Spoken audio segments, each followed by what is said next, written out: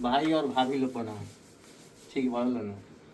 आज नया फिटिंग कर देनी बाथरूम के, पूरा लाइनिंग डाल डाल गरम पानी के ठंडा पानी के, और हम एक कटिंग कर देनी। आज दिखाओ तनी कि कटिंग कैसे कल जाला।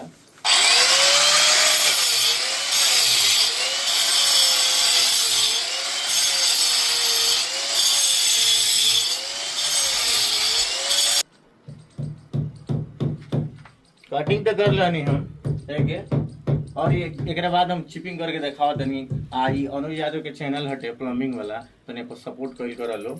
अभी थोड़ी देर में और दिखाओ तनी।